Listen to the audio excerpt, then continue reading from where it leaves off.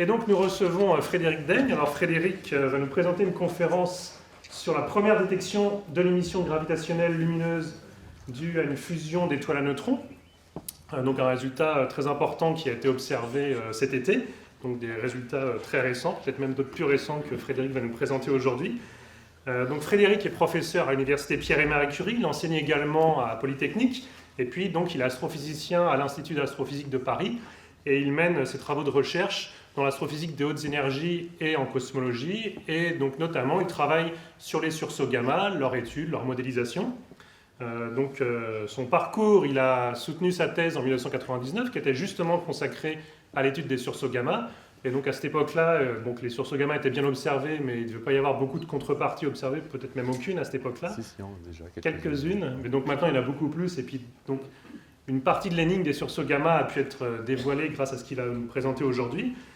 Par la suite, donc Frédéric est allé travailler à l'Institut Max Planck pour l'astrophysique à Garching en Allemagne. Il est revenu en France où il a travaillé au service d'astrophysique du CEA à Saclay. Et puis il a rejoint l'université Pierre et Marie Curie, donc où il est toujours, où il est actuellement professeur. Ses travaux lui ont valu notamment la médaille de bronze du CNRS. Il a travaillé également en tant que membre de l'Institut universitaire de France. Et puis il est également notre directeur adjoint à l'Institut d'astrophysique de Paris. Et donc, je lui laisse la parole pour sa conférence, pour à peu près 1 heure. Merci Frédéric. Merci beaucoup Guillaume. Alors en fait,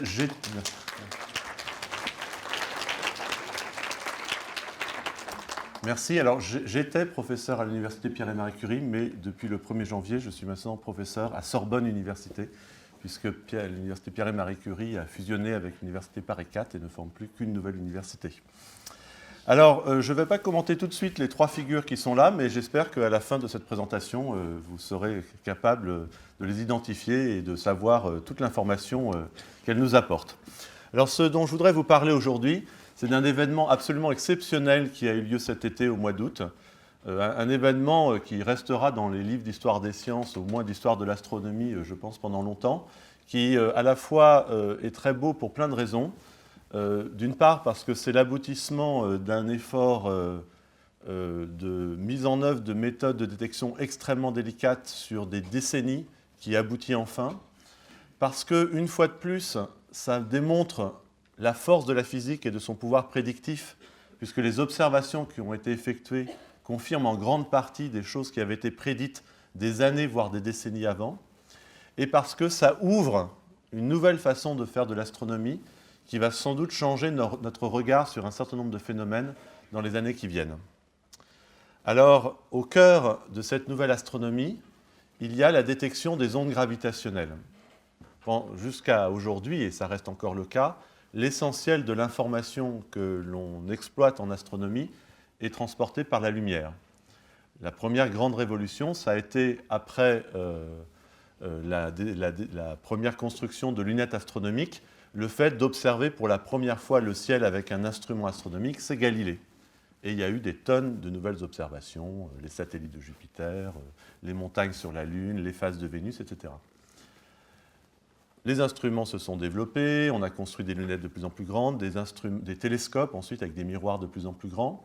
Deuxième grande révolution, après la Seconde Guerre mondiale, on commence à explorer l'observation de l'univers avec une lumière différente de la lumière visible.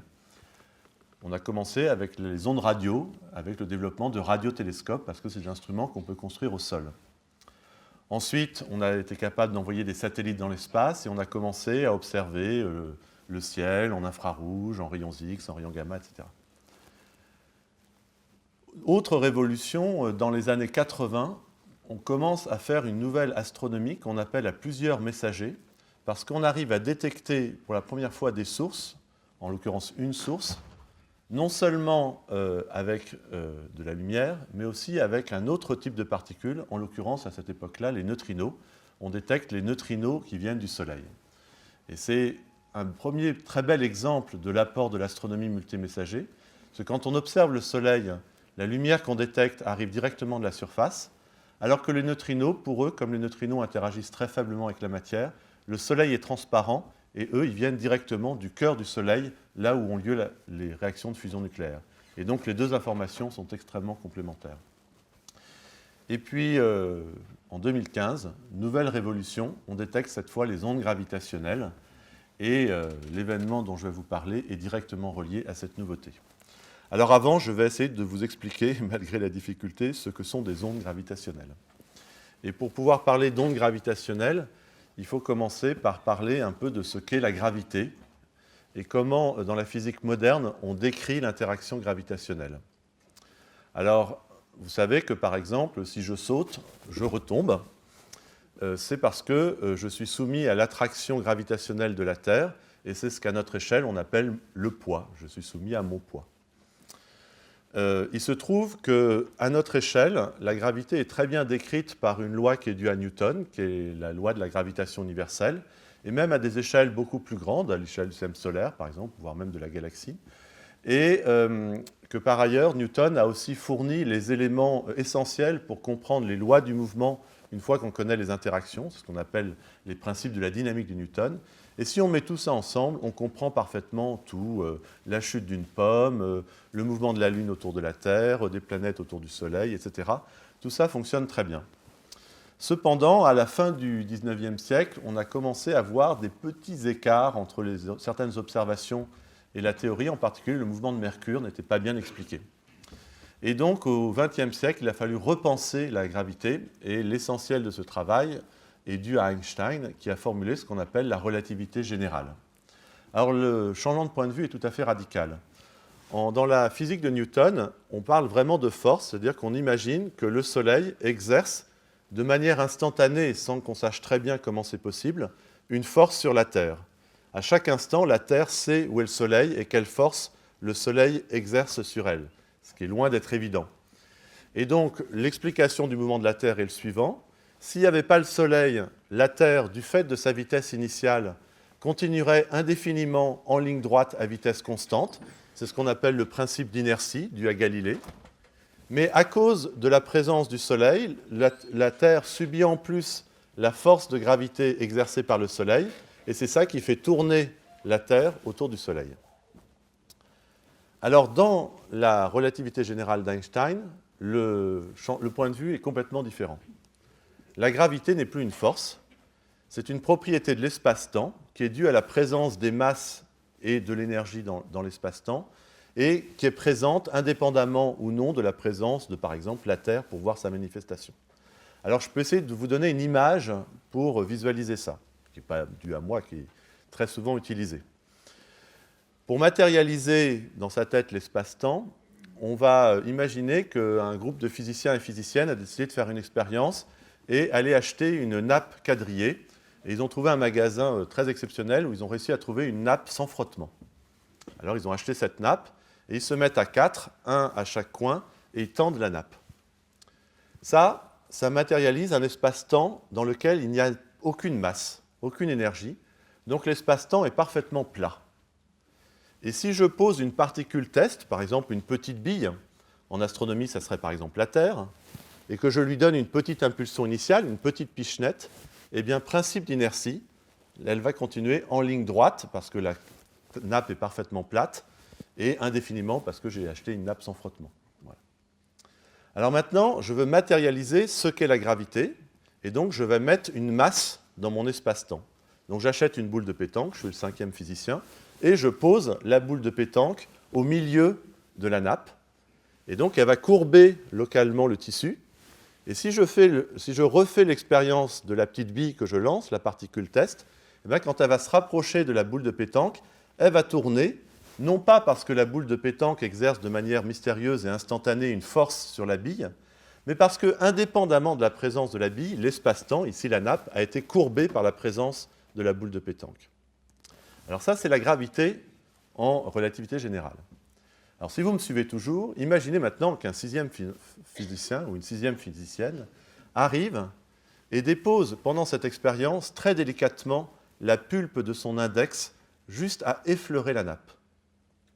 Et au moment du mouvement de la bille autour de la boule de pétanque, elle va sentir une infime vibration dans son doigt, et c'est ça l'onde gravitationnelle. Et pour réussir à faire une onde gravitationnelle vraiment intense, eh bien, il faut des mouvements plus brutaux. Et donc, imaginez par exemple 2 boules de pétanque qui tournent très rapidement l'une autour de l'autre, et là, la vibration sera plus facile à détecter. Alors c'est de ça dont on va parler aujourd'hui. Alors j'espère qu'avec ces images, vous visualisez un peu ce que peut être l'onde gravitationnelle. Et maintenant, on peut dire un mot de comment la détecter. Et ça, il a fallu des décennies pour y arriver. Alors, quand la prédiction de la relativité générale, elle est due à Einstein en 1915 et les ondes gravitationnelles aussi. Et au départ, quand il a écrit la première équation qui permet de calculer l'émission d'ondes gravitationnelles d'une source astrophysique, il a au départ conclu, et c'était assez naturel vu l'équation, que le signal serait toujours beaucoup trop faible pour avoir la moindre chance d'être détecté. Et puis ensuite, il s'est passé deux choses. Premièrement, on a compris qu'il y avait quand même un certain type de source qu'Einstein ne soupçonnait pas, qui pouvait produire un signal beaucoup plus fort. C'est typiquement deux objets très compacts qui tournent très rapidement l'un autour de l'autre, donc deux trous noirs ou deux étoiles à neutrons.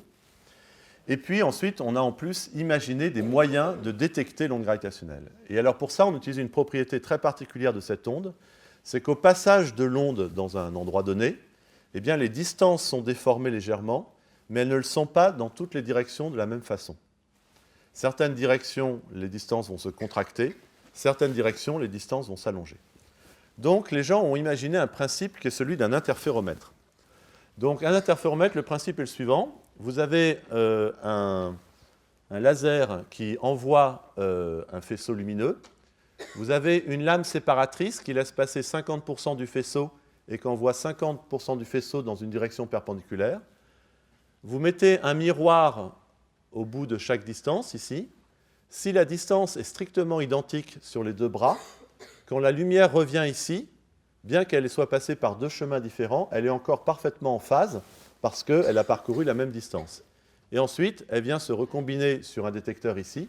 Et comme elle est parfaitement en phase, on va obtenir ce qu'on appelle des interférences constructives.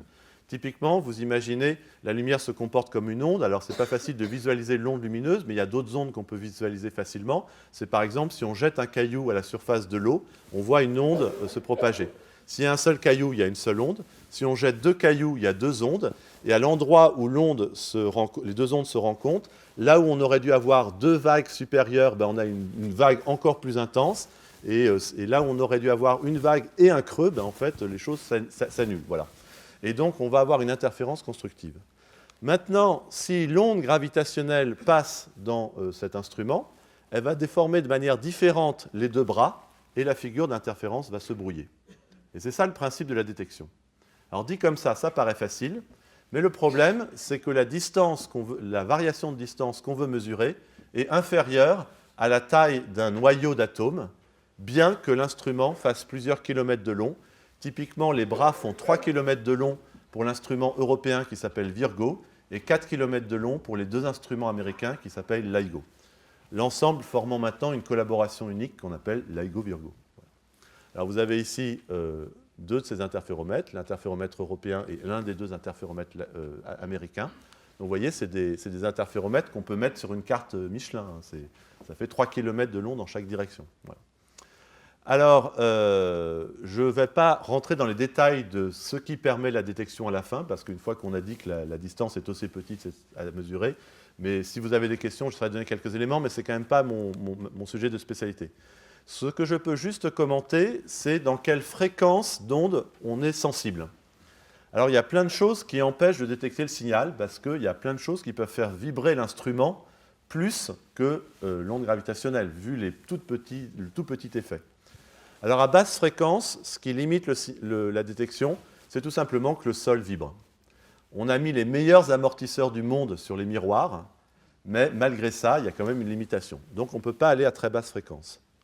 À très haute fréquence, les limitations sont d'origine quantique et sont liées à la physique du laser.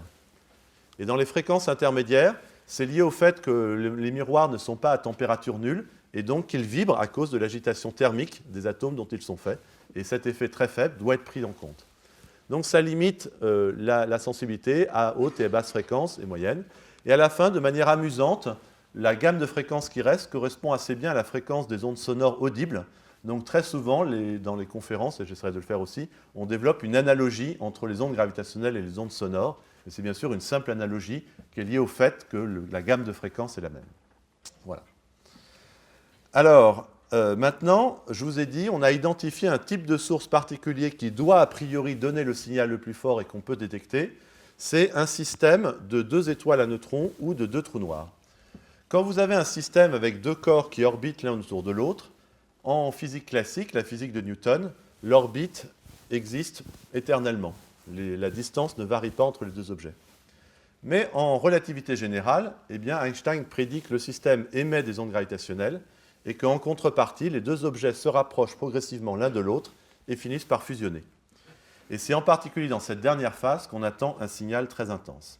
Alors sur cette petite animation, vous visualisez l'espace-temps, 2 étoiles à neutrons qui tournent l'une autour de l'autre. L'une est un pulsar, c'est comme ça qu'on la détecte, c'est le faisceau que vous voyez, le faisceau radio. Elles tournent l'une autour de l'autre, au début assez lentement, puis ça va accélérer. Et dans cette phase-là, eh bien, on peut calculer l'émission de gravitationnelle. Vous voyez commencer une ondulation qui commence à se propager dans l'espace-temps. Puis elles arrivent en contact. Et dans la phase où elles rentrent en contact, là, on a beaucoup plus de mal à calculer précisément le signal, mais on sait qu'il doit être très intense. Et puis après, un objet central se forme, qui peut être une étoile à neutrons très massive ou un trou noir, et il se relaxe en émettant encore un signal que l'on sait encore prédire. Donc si je résume, voilà, là c'est le collapse en trou noir, et voilà, il y a un trou qui s'est fait dans l'espace-temps, c'est ça le trou noir. Alors, si je résume, il y a donc 3 phases dans l'émission des ondes gravitationnelles. Une phase spiralante, une phase de fusion et une phase de relaxation. La phase spiralante, on est capable de calculer le signal par des techniques mathématiques très avancées qui consistent à faire des développements. On part de la physique de Newton et on ajoute des corrections dites post-newtoniennes pour se rapprocher de plus en plus de la relativité générale exacte. C'est des techniques mathématiques très subtiles. Et nous avons la chance à l'Institut d'astrophysique de Paris d'avoir les grands spécialistes de ça, avec en particulier Luc Blanchet et Guillaume Faye. Et c'est grâce à leurs calculs qu'ils mènent depuis des années qu'on a une compréhension suffisamment fine de ce signal pour pouvoir ensuite, d'une part, générer une alerte dans le détecteur LIGO-Virgo pour savoir qu'un événement est en cours, et d'autre part, ensuite, analyser ce signal et en sortir les caractéristiques physiques de la source observée. Donc là, il y a un travail théorique en amont auquel donc l'IAP a participé, qui est fondamental. Dans la phase de fusion proprement dite, on n'a aucun moyen d'attaquer le problème autrement que par des simulations numériques extrêmement lourdes. Et pour l'instant, on a du mal à faire ça, donc on n'a pas une très bonne compréhension du signal attendu. Et c'est éventuellement l'observation qui va faire progresser le domaine. Et dans la phase de relaxation, il y a de nouveau des méthodes mathématiques perturbatives qui permettent de calculer soigneusement le signal. Et là, le grand précurseur de ça, c'est Thibaut Damour, qui a été récompensé récemment par la médaille d'or du CNRS. Voilà. Alors voilà, donc on a cette connaissance théorique et on l'a depuis bien avant les premières détections. Alors la première détection a eu lieu en 2015, le 14 septembre, et elle a été annoncée en février de l'année suivante. Et alors, vous savez qu'en physique fondamentale, qu'est-ce qu'on produit quand on me demande « mais que tu produis quoi dans ta vie ?» Ben, je produis des articles dans des revues à comité de lecture. Voilà, c'est ça la production des chercheurs. Et donc là, la découverte est publiée dans une revue à comité de lecture, plutôt prestigieuse. Et elle est signée de Abbott et al. Et en fait, c'est une collaboration de plusieurs centaines de personnes. Et ils ont mis tous les noms par l'ordre alphabétique. Et donc, il y en a un qui a eu la chance d'avoir un nom qui commençait par ABB. Donc, c'est lui le premier signataire. Voilà. Et qu'est-ce qu'ils disent dans cette publication? Eh bien, ils disent que pour la première fois, ils ont détecté un signal d'onde gravitationnelle, quelque chose dont on rêvait depuis des années. J'ai fait mon DEA là, en même temps que Guillaume en 1995-96. On avait la chance d'avoir Luc Blanchet, dont je vous ai parlé il y a un instant, comme professeur de relativité générale. Et il nous parlait avec une certaine émotion dans la voix de « un jour, on détectera les ondes gravitationnelles ». Eh bien oui, on l'a fait. Et ça, c'est quand même très satisfaisant parce que vous savez, quand on est chercheur, de temps en temps, il y a des gens qui ne peuvent pas s'empêcher de poser la fameuse question, vous cherchez certes, mais est-ce que vous trouvez? Eh bien, en astrophysique, on peut dire que oui. Si on compare l'état des connaissances il y a 20 ans et l'état des connaissances actuelles, c'est absolument fascinant le nombre de découvertes qui ont été faites. Et celle-là est parmi les plus belles.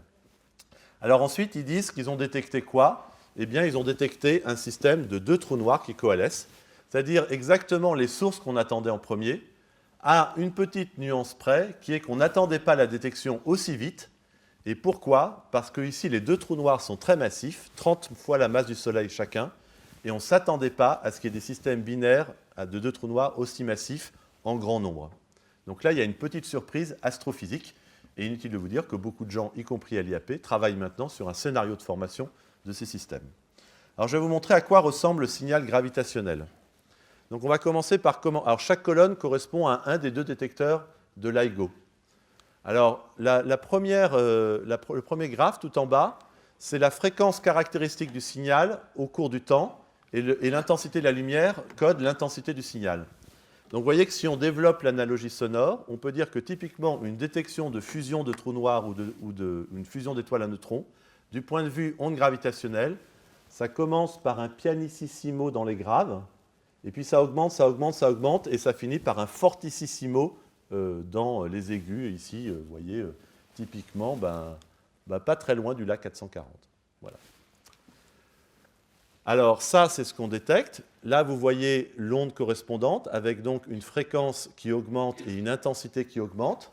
Donc typiquement, ça correspond à la première phase, la phase spiralante où les deux trous noirs tournent l'un autour de l'autre. Et ça, c'est la relaxation après que les deux trous noirs aient fusionné. Vous avez les deux détecteurs qui détectent globalement la même chose. Et vous avez ici la comparaison du signal après filtrage, donc c'est pour ça qu'il est un peu moins variable, avec donc le signal après filtrage, c'est le gris qui est derrière, pas très brillant, avec le signal théorique, dû par exemple à Luc Blanchet et ses collaborateurs, qui est en rouge. Vous voyez que l'accord est formidable, et là, on a une première confirmation. On a un accord entre ce que prédisait la relativité générale et le signal observé qui est absolument fantastique. Alors, qu'est-ce qu'on apprend? Eh bien, il y a un petit délai dans l'arrivée du signal entre les deux détecteurs qui sont séparés de plusieurs centaines de kilomètres. Alors, par triangulation, en comparant ces temps d'arrivée, on peut en déduire une information très grossière sur la direction de la source. Imaginez par exemple que je suis un détecteur d'ondes gravitationnelles et quelqu'un qui n'est pas là mais qui serait assis à l'autre bout de la table et un autre détecteur d'ondes gravitationnelles. Il est clair que si la source est ici, c'est moi qui détecte en premier. Si la source est de l'autre côté, c'est lui qui détecte en premier. C'est ça en gros la philosophie. Alors le résultat, c'est ça. C'est voilà la région du ciel où était la source. Et cette région, elle fait 900 degrés carrés. À titre indicatif, le Soleil a un diamètre d'un demi-degré dans le ciel. Donc c'est une région énorme dans le ciel, avec des millions, voire des milliards de galaxies. Impossible de savoir d'où vient précisément le signal. Ce n'est pas assez précis. Mais il y a quand même un potentiel. On peut espérer faire mieux un jour. Alors ensuite, de manière très intéressante, l'intensité du signal, c'est-à-dire l'amplitude ici, porte en elle, quand on connaît la théorie qui est derrière, la distance de la source. En fait, précisément, la forme de cette évolution en fréquence ici permet de remonter à la masse du système. Et une fois qu'on a la masse, le seul paramètre restant qui fixe l'intensité ici, c'est la distance. Donc c'est très beau, les ondes gravitationnelles, elles ont le pouvoir de donner immédiatement la distance. Vous avez vu, on a une très mauvaise précision sur la localisation. C'est dans une très grande région du ciel, mais on sait précisément à quelle distance c'est dans cette région inconnue. Et là, la distance est de 400 mégaparsecs, c'est-à-dire plus d'1 milliard d'années-lumière. C'est une source extrêmement lointaine. D'accord? Alors justement, je vous ai dit, l'évolution de la fréquence initiale permet de caractériser le système. Et c'est ce que je vous ai dit, on trouve que c'est deux trous noirs d'à peu près 30 masses solaires, ce qui là, pour le coup, était une surprise astrophysique. Alors ici, on a la chance de détecter aussi le signal pendant la phase de relaxation. C'est un signal beaucoup plus faible, mais il est bien détecté. Et il permet donc de caractériser l'objet final. Une fois que les deux trous noirs ont fusionné, qu'est-ce qu'ils ont donné? Eh bien, un nouveau trou noir. Et ce nouveau trou noir, il a une masse de 62 masses solaires. Et si vous faites la différence avec les deux masses initiales, eh bien, ce n'est pas la somme des deux masses initiales. Il manque de la masse. Et qu'est devenue cette masse? Eh bien, en relativité générale, il n'y a pas de différence fondamentale entre la masse et l'énergie. C'est la fameuse relation E égale mc2. Et donc, la masse qui a disparu, elle correspond à une énergie mc2, qui est tout simplement l'énergie qui a été évacuée sous forme d'onde gravitationnelle. Et là encore, quand on regarde l'énergie qui a disparu, eh bien, ça colle parfaitement avec la prédiction de la relativité générale. Donc, si on résume cette première observation, eh bien, voilà ce qu'on a observé. Deux trous noirs qui tournent l'un autour de l'autre, qui correspondent à ce signal-là. Une fusion et une relaxation, c'est ce signal-là. Et à titre indicatif, vous avez par exemple la vitesse relative des deux trous noirs l'un par rapport à l'autre. Vous voyez que c'est des vitesses comparables à la vitesse de la lumière, puisque c'est donné en unité de c, la vitesse de la lumière. Donc c'est cette courbe-là. Et puis vous avez la distance entre les deux trous noirs qui tend donc vers 0 à la fin quand les deux fusionnent. Alors, avant de vous parler de l'observation du mois d'août, je fais une petite parenthèse, puisque là, depuis le début de la conférence, je vous ai donc parlé un petit peu d'étoiles à neutrons et un peu plus de trous noirs. Et ça mérite peut-être une parenthèse, finalement. Qu'est-ce que c'est que ces étoiles à neutrons et ces trous noirs, et d'où viennent-ils? Et donc, ça m'amène à dire quelques mots sur la vie et la mort des étoiles. Alors, commençons avec une étoile qu'on connaît bien, qui nous est chère, le Soleil. Alors, le Soleil, c'est une étoile qui est en fait une énorme masse de gaz, principalement d'hydrogène et d'hélium, 2 10 puissance 30 kg, donc un 2 suivi de 30 zéros. Et la source d'énergie du Soleil, c'est le fait qu'au cœur du Soleil, il règne une température de plusieurs millions de degrés qui permet des réactions de fusion nucléaire. Les protons se combinent pour progressivement faire des noyaux plus gros. Les protons, c'est en fait l'hydrogène ionisé, se combinent pour faire des noyaux de plus en plus gros. Et le bilan final, c'est 4 protons se combinent pour faire un noyau d'hélium, parce qu'un noyau d'hélium, ça se compose de 2 protons et de 2 neutrons. Au passage, il y a donc 2 protons qui se sont transformés en 2 neutrons. Et ça implique l'émission de neutrinos. C'est pour ça que le Soleil est une source de neutrinos. Alors, cette énergie est produite dans le cœur. Et ensuite, elle sert à chauffer le cœur.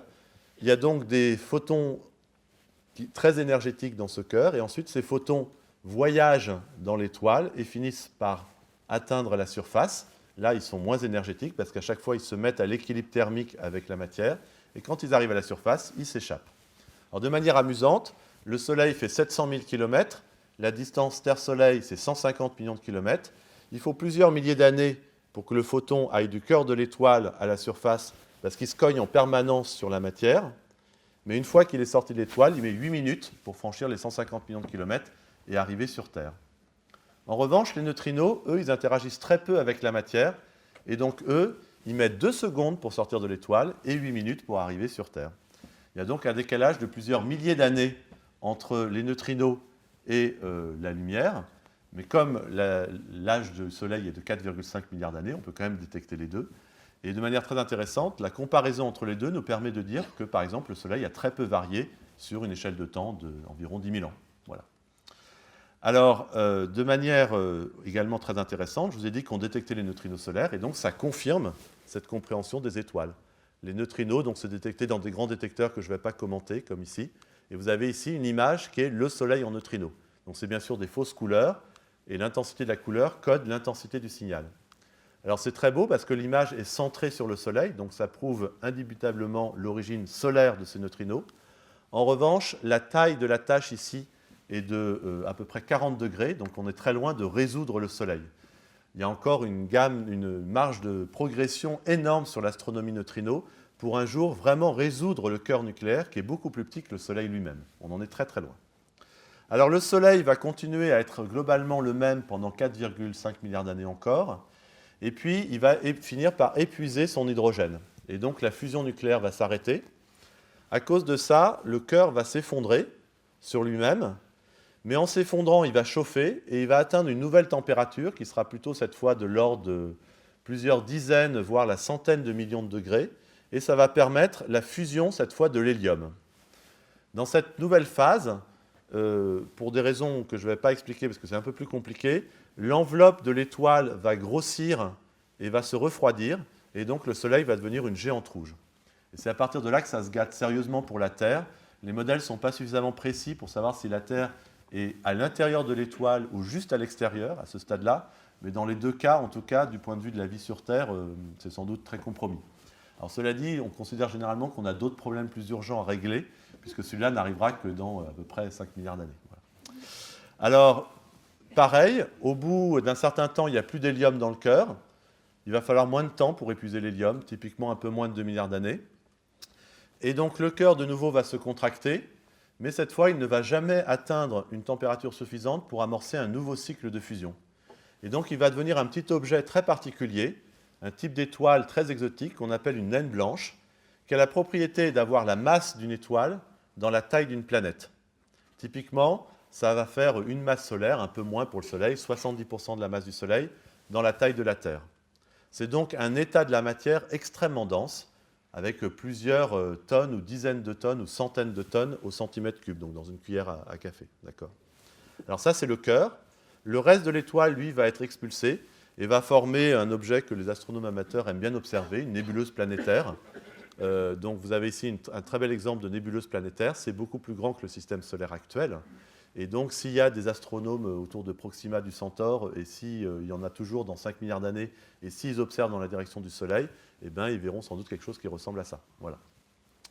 Alors ça, c'est le destin de la majorité des étoiles, les étoiles comme le Soleil, et les étoiles jusqu'à une masse d'à peu près 10 fois la masse du Soleil. Alors une naine blanche célèbre, puisque en ce moment on voit assez bien la constellation d'Orion, eh bien, c'est bien sûr Sirius. Donc Sirius, c'est l'étoile la plus brillante du ciel nocturne. Et en fait, on sait maintenant que Sirius est une étoile double. Donc l'étoile très brillante qu'on voit à l'œil nu, c'est l'étoile principale, Sirius A. Mais même dans le visible, avec le Hubble Space Telescope, on voit le compagnon, qui est très très faible, Sirius B. Et si vous regardez maintenant en rayons X, Sirius A est devenu très faible, et c'est Sirius B qui est devenu très brillant, c'est la naine blanche, qui est très très chaude, et donc qui rayonne plutôt en rayons X qu'en lumière visible. Donc voilà. Alors, vous voyez Orion là où, ouais. Et donc Sirius est juste à côté. Voilà. Alors ça, c'est les étoiles les plus courantes. Et puis après, il y a les étoiles massives, celles qui font plus de 10 masses solaires. Et c'est celles qui vont nous intéresser aujourd'hui. Les étoiles massives, le début de l'histoire est le même. Mais ensuite, à chaque fois qu'on épuise un carburant nucléaire, par exemple qu'on épuise l'hélium, eh bien on arrive à contracter le cœur suffisamment pour atteindre une température qui permet de démarrer un nouveau cycle de fusion. Donc après la fusion de l'hélium, on va avoir la fusion du carbone, du néon, de l'oxygène, etc., jusqu'au silicium. À chaque fois, on forme des noyaux de plus en plus élaborés, de plus en plus lourds, et la fusion du silicium, ça aboutit à du fer. Et il se trouve que le fer est un élément un peu à part dans la classification périodique des éléments, parce que c'est l'élément le plus lié. On ne peut pas faire de réaction nucléaire avec du fer, ou du moins on ne peut pas en faire qui produise de l'énergie. Ça coûte de l'énergie de faire des réactions nucléaires avec du fer. Donc il n'y aura plus de réaction nucléaire une fois qu'on a produit du fer dans le cœur. Donc le cœur va s'effondrer, et cette fois il n'y a pas de réactions nucléaires qui vont démarrer pour l'arrêter. Donc l'effondrement continue. Typiquement, on parle ici d'un objet qui fait typiquement 1000 km au départ, et qui a un rayon qui a une masse, on va dire, un peu plus d'une masse solaire. Il s'effondre sur lui-même, et en fait rien n'arrête l'effondrement jusqu'au moment où la matière est tellement dense que, d'une part, les noyaux ne peuvent plus exister, ils libèrent les particules dont ils sont composés, qui sont des protons et des neutrons. Ça s'accompagne d'une transformation de tous les protons en neutrons, pour des raisons que je n'expliquerai pas, sauf si vous me posez la question. Et ça s'arrête au moment où les neutrons sont à des distances les uns des autres qui sont de l'ordre du Fermi, 10-15 mètres, donc 0,140 et 1 mètres, c'est-à-dire la taille typique d'un noyau d'atome. Et à ce moment-là, l'interaction forte, qui est la force qui est responsable de la cohésion des atomes, se met à jouer. C'est une force très intense, mais qui n'existe qu'à très très courte distance. Donc c'est pour ça qu'il faut attendre cette densité extrême pour qu'elle entre en jeu. Elle se met à jouer et elle provoque une pression suffisante pour arrêter le poids. Et quand ça s'arrête, et donc quand l'effondrement s'arrête, eh bien l'objet ne fait plus que 10 km. Il est passé de 1000 km à 10 km. Et donc c'est un objet absolument extrême, puisqu'il a la masse d'une étoile dans la taille du Grand Paris. 10 km. Donc c'est ça qu'on appelle une étoile à neutrons. Alors au passage, c'est assez spectaculaire parce que cet effondrement de 1000 km à 10 km, il prend à peu près 100 millisecondes. Donc c'est quand même assez spectaculaire. Alors le reste de l'étoile n'a pas le temps de réagir en 100 millisecondes. Puis quand même, au bout d'un moment, ah tiens, le sol a disparu à mes pieds. Donc l'étoile commence à s'effondrer elle-même et elle tombe sur le mur le plus dur de l'univers, puisque si vous mettez une masse solaire dans 10 km pour faire une étoile à neutrons, en fait c'est plutôt une masse solaire et demie dans 10 km, eh bien vous obtenez du milliard de tonnes au centimètre cube. Donc c'est vraiment le mur le plus dense de l'univers, et donc ça va rebondir, et d'une implosion initiale, on va passer à une explosion. Donc le cœur devient une étoile à neutrons, et le reste de l'étoile rebondit et explose, et c'est ça qui fait une supernova. Alors vous avez ici une image d'un reste d'une étoile qui a explosé, qui est un objet très célèbre, c'est l'objet numéro 1 dans le catalogue de Messier, la nébuleuse du Crabe, et qui est en fait le reste d'une étoile massive qui a explosé. Alors j'aime beaucoup cette nébuleuse Bon, d'abord pour des raisons esthétiques, mais aussi parce que c'est un très bel exemple de collaboration scientifique à 10 siècles d'intervalle. En effet, l'explosion de l'étoile a été observée sur Terre en 1054. Et elle a été rapportée par de nombreux astronomes, et les observations les plus détaillées ont été faites en particulier par les astronomes chinois et coréens. Ils ont en particulier noté soigneusement la position dans le ciel. Et il y a une telle continuité de la civilisation chinoise qu'on est tout à fait capable de convertir cette position en une position moderne. Et quand on pointe un télescope moderne dans cette direction, par exemple ici le Very Large Telescope, eh bien on observe cette nébuleuse. Et ce qu'on voit, c'est le reste de l'étoile qui a explosé. Les astronomes chinois, ils ont l'impression que c'était une nouvelle étoile qui apparaissait parce que c'était très brillant. C'était tellement brillant qu'on voyait cette étoile en plein jour et que la nuit, elle donnait une ombre aux objets. Et puis ensuite, ça s'est éteint. Mais en fait, ça, c'était juste au moment de l'explosion. Mais cette explosion a expulsé énormément de matière. Et cette matière, encore aujourd'hui, est à très grande vitesse. Elle continue à être en expansion à plus de 1000 km par seconde. Et donc, ce que vous voyez ici, c'est l'onde de choc provoquée par l'explosion dans le milieu interstellaire, le gaz qui règne entre les étoiles. Et donc, la lumière vient du fait que le gaz est porté à haute température au moment où l'onde de choc arrive. Exactement quand il y a une explosion dans l'atmosphère. Quand vous avez une explosion dans l'atmosphère, vous avez une onde de choc qui est le premier effet destructeur de l'explosion, donc un effet mécanique et un effet thermique, d'élévation de température. Si c'est en plus une explosion atomique, vous avez en plus l'effet néfaste des rayonnements gamma. Mais même une explosion chimique, ça peut produire ces effets-là. Sauf que là, l'explosion est beaucoup plus violente puisque c'est une étoile qui a explosé. Alors, ce qui est très beau, c'est que on prédit que quand les étoiles à neutrons se forment, donc on prédit qu'il doit y avoir une étoile à neutrons dans cette nébuleuse. Et quand les étoiles à neutrons se forment, elles se forment en tournant sur elles-mêmes à très très grande vitesse. Et ça se comprend bien. Allez au Palais de la Découverte, si vous n'y êtes encore jamais allé, mais je suppose que vous êtes là, c'est que vous êtes déjà allé au Palais de la Découverte. Et donc, allez dans la salle où on a le droit de s'asseoir sur un tabouret tournant, de prendre on appelle ça des petites haltères, et puis de tourner, et puis de rapprocher, d'enlever les haltères. Ou alors, sinon, regardez les Jeux Olympiques d'hiver et regardez comment font les patineuses pour régler leur vitesse. Conservation du moment cinétique, si on s'effondre, on tourne plus vite. Et donc, l'étoile à neutrons tourne beaucoup plus vite que l'étoile initiale. Pour des raisons similaires, son champ magnétique est amplifié, et donc elle se comporte comme un aimant qui tourne très très vite sur lui-même. Et l'axe de l'aimant n'est pas orienté de la même façon que l'axe de rotation, de la même façon que sur Terre, les pôles magnétiques ne coïncident pas avec l'axe de rotation de la Terre. Et donc, vous avez un aimant qui tourne très très vite comme ça, et on peut montrer que dans ces conditions-là, il y a une émission radio qui est produite dans l'axe magnétique. Donc c'est comme un faisceau radio qui tourne très très vite. Et si vous avez la chance d'être au bon endroit, vous passez une fois par période dans le faisceau et vous mesurez un pulse. Et c'est ce qu'on appelle un pulsar. Eh bien, on a trouvé un pulsar dans la nébuleuse du crabe. Je reviendrai sur l'image précédente après. Donc voilà les pulses du crabe. Et la période du pulse, c'est 33 millisecondes. Donc cet objet, qui fait 1,5 fois la masse du Soleil, la taille de Paris, tourne sur lui-même en 33 millisecondes. Il n'y a que l'astrophysique qui peut donner ce genre de nombre. Et en fait, honnêtement, quand on travaille sur ce genre de sujet, pas plus que vous, on ne peut se faire une représentation mentale de ça. Ce qui nous sauve, c'est qu'on traduit tout ça en équations, et c'est le langage mathématique qui nous sauve. Mais c'est tellement différent de la matière ordinaire que c'est impossible de se faire une idée réaliste de ce que ça représente. Alors, on a une trace supplémentaire de la présence de l'étoile à neutrons dans le centre, qui est que quand on zoome sur l'intérieur de la nébuleuse en rayons X, eh bien, on voit une seconde nébuleuse. Donc, on voit, elle est là, et là, c'est un zoom. Et cette seconde nébuleuse indique que l'étoile à neutrons, outre son rayonnement radio, produit aussi un vent de particules qui vient ensuite cogner sur la nébuleuse principale. Et au moment du choc, il y a accélération de particules et donc rayonnement haute énergie, rayonnement de rayons X.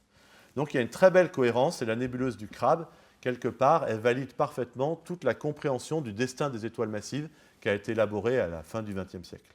C'est 33 millisecondes ou 33 microsecondes? Millisecondes, voilà. Microsecondes, ce ne serait pas possible parce que même pour une étoile à neutrons, à cette vitesse-là, eh bien, elle serait détruite par la force centrifuge. La vitesse limite, c'est des périodes de l'ordre de la milliseconde. Alors, ça, c'est une étoile à neutrons, et puis maintenant, il nous reste à parler de trous noirs. Eh bien, imaginons que le cœur qui s'effondre soit encore plus massif. Eh bien, dans ce cas-là, au cours de son effondrement, rien ne viendra arrêter l'effondrement. Même l'interaction forte ne sera pas assez forte pour créer une pression suffisante pour compenser le poids. Et dans ce cas-là, toute la matière va s'effondrer sur elle-même jusqu'à produire un nouvel objet impossible à imaginer dans sa tête, qui est un objet où toute la masse est virtuellement au même endroit. Alors, on espère qu'un jour, avec des théories de gravité quantique, on pourra aller plus loin et peut-être donner une taille, mais en relativité générale, virtuellement, tout est en R égale 0. Voilà.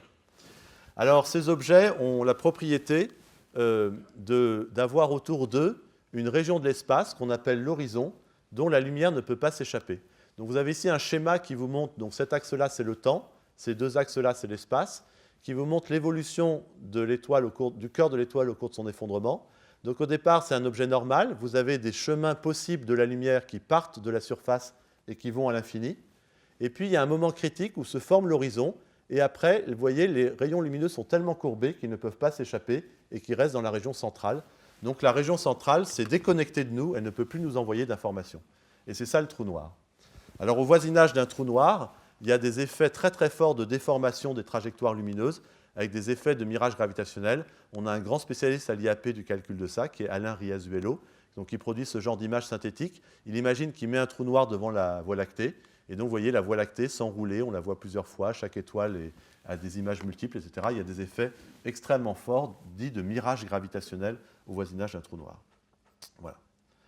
Alors, je ne vais pas détailler la figure qui suit, parce qu'elle va vous faire peur, mais un mot maintenant pour vous dire, OK, je vous ai expliqué comment on formait les étoiles à neutrons, je vous ai expliqué comment on formait les trous noirs, comment on fait maintenant pour en avoir deux qui tournent l'un autour de l'autre. Bon, ben, un résumé rapide du schéma qui est là, c'est on part avec deux étoiles massives qui tournent l'une autour de l'autre, et ça existe parce qu'il y a plus de la moitié des étoiles qui sont en couple, d'accord, les étoiles aiment vivre en couple, et ici, c'est un couple qui va avoir une histoire très tumultueuse, parce que chacun des deux va exploser, et la condition pour qu'à la fin, on ait deux étoiles à neutrons qui tournent l'une autour de l'autre, ou deux trous noirs qui tournent l'une autour de l'autre, c'est que le couple survive à ces deux explosions. Donc après, on peut traduire ça mathématiquement, et on s'aperçoit qu'il n'y a qu'une fraction des systèmes qui va survivre, mais il y en a qui survivent. Et on se retrouve avec deux étoiles à neutrons ou deux trous noirs. Et ensuite, si on était dans un monde purement classique, plus rien ne se passerait, mais la relativité générale nous dit que très progressivement, les deux objets se rapprochent en émettant des ondes gravitationnelles et finissent par fusionner. Alors, on peut maintenant dire un mot de ce que les gens, du point de vue théorique, attendaient comme émission au moment de la fusion de deux objets de ce type-là, et en particulier au moment de la fusion de deux étoiles à neutrons. Je suis désolé, je m'aperçois que j'ai laissé beaucoup de sigles en anglais. NS, c'est pour neutron star, donc c'est étoile à neutrons. Voilà. Alors, qu'est-ce qu'on attend? Eh bien, les deux étoiles à neutrons rentrent en contact. Ça va donc former au cœur une région extrêmement dense, et on attend à ce que cette région extrêmement dense s'effondre en trou noir, que j'ai symbolisé ici intelligemment par un rond blanc. Il y a une petite alternative, parce qu'on ne connaît pas très bien le détail du comportement de la matière ultra-dense, et donc si la région centrale qui s'effondre n'est pas trop massive, on ne peut pas complètement exclure que ce qui se forme, c'est une nouvelle étoile à neutrons encore plus massive. Il y a débat. Enfin, je ne dis pas qu'il y a débat, il y a incertitude théorique, on va dire plutôt. Toute la matière ne tombe pas dans cet objet central, disons, parce que c'est quand même le plus probable que c'est un trou noir. Toute la matière ne tombe pas dans ce trou noir. Une partie de la matière va être immédiatement éjectée, un peu dans toutes les directions, au moment de l'impact, au moment de la fusion. Alors je précise que le terme savant pour cette fusion, c'est coalescence. C'est pour ça que souvent vous voyez coalescence. Donc c'est ce que j'ai symbolisé avec ce nuage-là. C'est de la matière qui est expulsée à grande vitesse, mais pas trop grande vitesse, 40% de la vitesse de la lumière, et qui est un peu particulière parce que c'est de la matière qui vient d'être arrachée à des étoiles à neutrons. Elle est donc très riche en neutrons d'une part, et aussi en noyaux très lourds, parce que une étoile à neutrons, c'est une étoile un peu particulière qui a une croûte solide, vu la densité, et cette croûte, elle est composée de noyaux extrêmement lourds dans le groupe du fer. Et donc, c'est un endroit très particulier qui combine noyaux lourds, neutrons en abondance, très haute densité, très haute température. C'est toutes les conditions requises par les physiciens nucléaires pour un processus de réaction nucléaire extrêmement rare dans la nature qu'on appelle le processus de capture rapide des neutrons. Le principe est le suivant. Vous partez d'un noyau lourd et comme il y a plein de neutrons autour, il capture très rapidement les neutrons qui passent.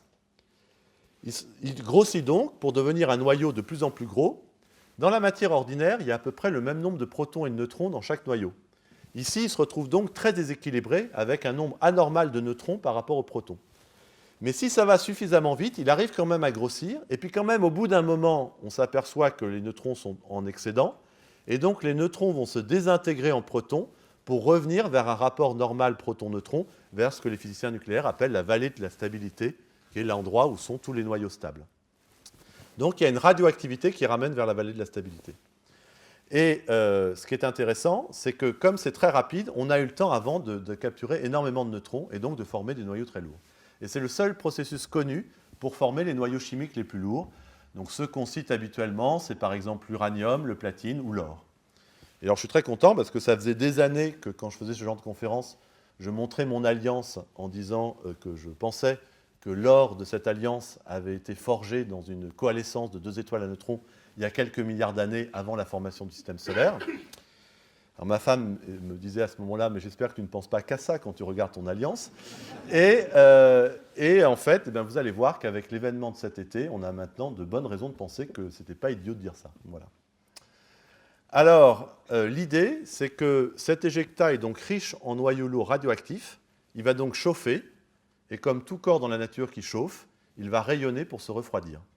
Et ça va donc faire une émission lumineuse que la théorie prédisait dans le domaine visible et infrarouge, et qu'on appelait une kilonova, parce que la théorie prédisait que c'était beaucoup moins brillant qu'une supernova, mais 1000 fois plus brillant qu'une nova, qui est un phénomène d'explosion à la surface d'une naine blanche. Donc c'était première émission lumineuse attendue. Ensuite, on pense que toute la matière qui n'est pas dans le trou noir n'est pas expulsée dans cet éjecta, et qu'une partie reste capturée autour du trou noir en tournant à grande vitesse dans ce qu'on appelle un disque d'accrétion. Et quand on a trou noir plus disque d'accrétion, on sait dans la nature que le système est capable d'éjecter de la matière sous forme d'un jet à des vitesses cette fois beaucoup plus rapides, plus de 99% de la vitesse de la lumière. Et quand on a un jet de ce type-là, eh bien, on attend, si on est dans l'axe, ce qu'on appelle un sursaut gamma, qui est une émission extrêmement brillante dans le domaine gamma, dont je redirai un mot un peu plus tard. Donc c'est la deuxième contrepartie lumineuse qu'on attendait. Et puis après, tout ça doit freiner à cause du fait que ce n'est pas dans le vide, mais qu'il y a du gaz autour, très peu dense, mais il est là quand même. Et le freinage doit produire une rémanence qu'on doit observer plutôt en ondes radio, mais éventuellement aussi aux autres longueurs d'onde. Donc voilà un peu quelles étaient les prédictions jusqu'à il y a un an. Voilà. Alors je reviens un tout petit peu sur cette synthèse des éléments lourds, parce qu'il se trouve qu'à l'IAP, c'est une de nos spécialités, la compréhension des lieux astrophysiques où sont forgés les éléments chimiques. Et donc, c'est une spécialité qui a été importée à l'époque où Jean Audouze est devenu directeur de l'IAP, donc dans les années 80. Et ça me permet de vous dire un mot de l'origine de tous les éléments chimiques connus. Parce que c'est quand même intéressant. On est fabriqué avec des atomes. Ces atomes, c'est des noyaux et des électrons. Où ont été forgés les noyaux? Eh bien, on sait aujourd'hui qu'il y a en gros 4 groupes. Le premier groupe, c'est l'hydrogène et l'hélium. Eux, ils ont été forgés 3 minutes après le Big Bang. C'est ce qu'on appelle la nucléosynthèse primordiale. Mais rien d'autre. Bon, si on est précis, il y a des traces infimes de lithium. Hydrogène et hélium. Donc s'il n'y avait rien eu après, l'univers ne serait composé que d'hydrogène et d'hélium. Je parle de la matière ordinaire. Aujourd'hui, on ne parlera pas de matière noire. Alors ensuite, il y a un deuxième groupe, c'est lithium, beryllium, bore. 3 noyaux très légers. Ceux-là, ils ne devraient pas exister, parce qu'ils ne sont pas formés pendant la nucléosynthèse primordiale, et ensuite, ils ne sont pas formés dans les étoiles. Mais ils sont quand même formés, mais vous voyez qu'ils sont très peu abondants. Ici, vous avez l'abondance en fonction de l'atome. Vous voyez que c'est des éléments extrêmement rares, ils sont très en dessous des autres. Ils sont formés par un processus très particulier, qui est que de temps en temps, il y a une particule super énergétique qui vient cogner une particule au repos du milieu interstellaire et qui la casse.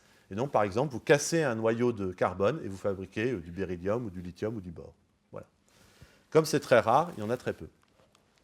Ensuite, le troisième groupe, c'est du carbone au fer, le groupe du fer qui est là. Donc, quand on dit le fer, on met aussi le cobalt et le nickel dedans. Tout ça, c'est le groupe du fer. Ces noyaux-là, ils sont entièrement dus à la nucléosynthèse dans les étoiles, dont je vous ai parlé tout à l'heure, toutes ces réactions nucléaires. Bien sûr, il n'y a que les étoiles massives qui viennent jusque-là. Les étoiles comme le Soleil, elles font que de l'hélium, et un peu plus massives, elles s'arrêtent par exemple au carbone et à l'oxygène. C'est pour ça qu'il y a une décroissance générale quand on va de là à là. Ensuite, il y a des oscillations, et ça, ce n'est pas de l'astrophysique, c'est de la physique nucléaire. Dans ces noyaux, il y en a qui sont plus stables que d'autres. Voilà. Et puis après, au-delà du pic du fer, il y a ce qu'on appelle les éléments lourds, et c'est là qu'on comprend beaucoup moins bien les choses. Alors on avait identifié 2 processus nucléaires, le processus de capture rapide des neutrons que je vous ai décrit, et le processus de capture lente des neutrons, qui est la même chose, mais on capture moins vite, et donc ça se désintègre plus vite. Le processus de capture lente, on sait où il se produit dans certaines phases avancées de la vie des étoiles, et il produit une partie de ces éléments, mais pas les plus lourds, et même dans les moins lourds, il ne les produit pas tous. Donc il faut absolument qu'il y ait un endroit où le processus de capture rapide ait lieu. Et jusqu'à l'année dernière, on ne savait pas quel était cet endroit. On hésitait entre 2 possibilités, parce qu'il n'y a pas 50 systèmes astrophysiques capables de réunir les bonnes conditions. Une supernova ou une coalescence de 2 étoiles à neutrons. Voilà, donc ça concerne tous ces éléments, y compris justement le platine, l'or, l'uranium, le thorium. Voilà. Alors, je ne vais pas commenter en détail, mais je mentionne que justement, à l'IAP, puisqu'on travaille sur ce genre de choses, avec mes collègues, on avait comparé l'évolution attendue dans l'univers de la quantité d'éléments lourds, alors pas tracée avec l'or, parce qu'on ne sait pas facilement mesurer les quantités d'or dans les étoiles, mais avec l'europium. On sait mesurer l'europium dans les étoiles. Et on avait calculé l'évolution attendue dans le scénario supernova et dans le scénario étoile à neutrons. Et on avait déjà montré que ça marchait beaucoup mieux pour reproduire les observations dans le scénario coalescence d'étoiles à neutrons. Donc on est très content. Et le point, c'est que pour remonter à cette évolution, on mesure l'europium dans plein d'étoiles. Et dans ces étoiles, on est capable de dire certaines sont très âgées, d'autres sont très jeunes. Et donc c'est comme reproduire l'histoire de l'enrichissement en europium de l'univers. Voilà. Alors, un dernier mot sur les sursauts gamma. Les sursauts gamma, c'est des phénomènes extrêmes, je vais sauter ça, c'est des phénomènes extrêmement brillants détectés en rayons gamma, qui ont des durées très brèves, mais il y a quand même 2 groupes, un groupe plutôt autour de 100 millisecondes, un groupe plutôt autour de 10 secondes. Et on pense que c'est donc lié à des jets relativistes émis par un trou noir avec un disque d'accrétion et un jet qui pointe vers nous. Ils sont suivis d'une rémanence observée des X radio qui est liée au freinage de ce jet par le milieu extérieur. Et donc, ils sont observés communément par plusieurs satellites, Fermi, Swift. Et le scénario, ben, voilà, je le résume ici. C'est donc un trou noir qui se forme avec un disque d'accrétion, un jet relativiste qui est émis. Dans ce jet, il y a des processus de dissipation, par exemple des ondes de choc qui produisent le sursaut gamma proprement dit. Et là, on est spécialiste de ça à l'IAP avec mon collègue Robert Moszkowicz. On a plus ou moins forgé ce modèle. Et puis ensuite, le jet est freiné par le milieu extérieur, et c'est ça qui produit la rémanence observée en rayons X et en rayons gamma. Alors ce qui est intéressant, c'est qu'il y a 2 groupes de sursauts, et on s'attend à ce que ce soit plus ou moins la même physique que je viens de décrire, mais avec juste 2 scénarios de formation différents pour le système initial, trou noir et disque. Et il se trouve qu'on a justement 2 possibilités, un effondrement d'une étoile très massive, ou la coalescence de 2 étoiles à neutrons. Donc on s'attendait à ce que les sursauts les plus longs soient liés à l'effondrement d'une étoile massive, et les sursauts courts à la coalescence. Alors au passage, je signale que les jets relativistes, ça peut paraître bizarre, mais c'est communément observé. Vous avez ici un exemple d'un noyau actif de galaxie avec un jet qu'on observe ici en radio, donc en grand détail. Vous voyez le jet. Le jet cogne contre le gaz extérieur et donc freine. Donc ça, c'est la zone de choc où il y a le freinage.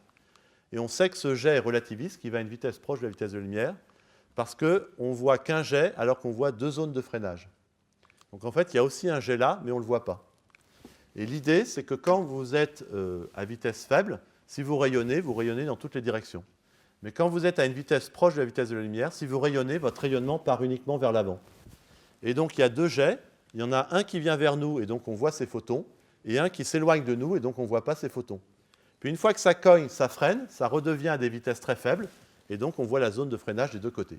Donc là, vous voyez la relativité restreinte en action à l'échelle d'une galaxie. Très joli comme observation. Alors pour les sursauts gamma longs, on a pu montrer pas mal d'observations que je ne détaille pas qui prouvaient qu'effectivement l'association avec les effondrements d'étoiles massives était vraie. Et pour les sursauts courts, jusqu'à il y a un an, on était obligé de supposer qu'ils étaient associés aux coalescences. On avait quelques indices indirects, en particulier le fait que ça pouvait se produire dans n'importe quel type de galaxie, des galaxies qui forment des étoiles, des galaxies qui n'en forment pas. Et c'est assez attendu parce qu'entre la formation d'étoiles et la formation des 2 étoiles à neutrons, il y a ensuite un temps très très long avant que les 2 étoiles se rejoignent. Donc on a perdu la mémoire qu'il y a eu de la formation d'étoiles dans la galaxie. Mais c'était quand même assez indirect. Et donc j'en arrive à la dernière partie avec l'événement du 17 août 2017. Alors quel était le statut des détecteurs d'ondes gravitationnelles LIGO et Virgo au mois d'août 2017. Eh bien, la première nouveauté, c'est qu'il n'y avait pas que LIGO, il y avait Virgo, l'instrument européen, qui avait rejoint la zone de détection. Et donc, on avait maintenant 3 détecteurs au lieu d'un. Et vous avez ici la courbe de sensibilité des 3 détecteurs. Donc, Virgo est là. Vous voyez qu'il n'est pas encore aussi sensible que les 2 détecteurs américains, mais qu'il s'en est énormément rapproché. Et donc, il y a des sensibilités comparables. Virgo entrait dans la zone où il pouvait lui aussi détecter. 3 jours avant le 17 août, donc si je ne me trompe pas le 14 août, a eu lieu justement la première triple détection. Un même système détecté par les 3 détecteurs. C'est à nouveau un système de 2 trous noirs comme ceux que j'ai déjà décrits. Vous voyez le signal dans les 3 détecteurs. Ici, c'est le signal Virgo. Donc on savait que les 3 détecteurs marchaient très bien, y compris Virgo. Alors au passage, ça fait donc maintenant 5 systèmes de 2 trous noirs qui ont été observés. Ils sont tous très massifs. Et ça pose donc un vrai problème de formation de ces systèmes, parce que tous les autres trous noirs qui étaient connus jusqu'à présent étaient beaucoup moins massifs. Donc là, il y a une vraie question astrophysique qui est posée. Alors on arrive au 17 août 2017 à 12h41 de temps universel, c'est-à-dire à 14h41 heure française. Tout commence par une alerte reçue dans tous les observatoires du monde, disant « Le satellite Fermi vient de détecter un sursaut gamma court ». Voilà le sursaut gamma. Rien qu'avec la figure, on voit qu'il est très faible. Ça, c'est du bruit. Ça, c'est le sursaut gamma. Vous voyez qu'il n'y a pas une grosse différence. Et en fait, ici, il le mesure avec ce qu'on appelle le rapport signal sur bruit. Et il est de 4,8. Et généralement, on considère qu'il y a une détection claire qu'au-delà de 5. Donc, c'est un sursaut extrêmement faible. S'il n'y avait rien eu après, ce sursaut serait oublié depuis très longtemps. Personne ne serait amusé à chercher à trouver la rémanence d'un sursaut aussi faible. Mais quelques minutes plus tard, les gens de la communauté LIGO-Virgo voient apparaître un signal sur leurs écrans disant « Une détection vient d'avoir lieu », et cette fois une détection d'un signal gravitationnel. La détection a eu lieu dans 2 des 3 détecteurs, les 2 détecteurs américains.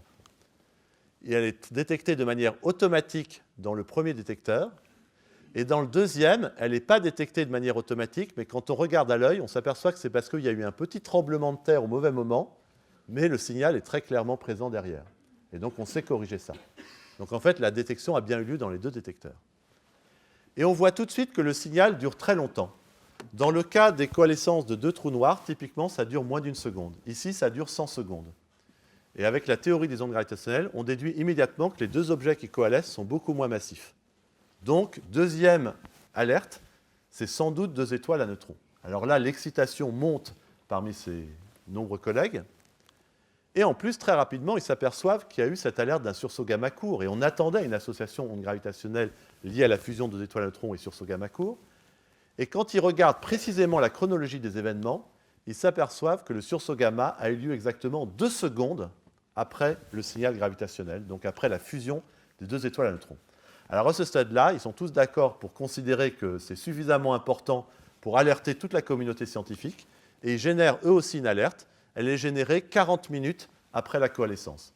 On peut espérer que dans le futur, quand ça deviendra plus banal, le délai soit encore plus court. Mais là, il a fallu 40 minutes pour tout valider. De manière très intéressante, je vous ai dit, le signal gravitationnel permet de déterminer une position dans l'espace et aussi une distance. C'est une carte 3D. Alors la distance, ici, est beaucoup plus proche que dans le premier événement, 40 mégaparsecs, 130 millions d'années-lumière. Et grâce au fait qu'on a maintenant 3 interféromètres, eh bien, la boîte d'erreur est beaucoup plus petite. Je vous avais parlé tout à l'heure de 900 degrés carrés. Ici, s'il n'y avait que les 2 interféromètres de LIGO, ça serait encore 200 degrés carrés. Mais en fait, une fois qu'on a la distance, on s'aperçoit que Virgo aurait dû être assez sensible pour détecter la source. Mais un interféromètre, ça a des zones d'ombre sur les bissectrices. Et donc, ça veut dire que la source, par malchance, est pile dans la région où Virgo n'est pas du tout sensible. Et ça permet donc d'éliminer une grande partie de la boîte d'erreur de LIGO. Et il reste juste une toute petite boîte d'erreur, enfin 30 degrés carrés, ça reste grand pour un astronome. Mais on sait en plus qu'on est à 40 mégaparsecs là-dedans. Donc cette carte du ciel 3D, elle est envoyée à 17h54, 5 heures après la coalescence, à tous les observatoires du monde. Et là, ça a été une course formidable pour essayer de détecter une lumière associée. Alors c'est très beau parce qu'à la fin, cette lumière a été détectée.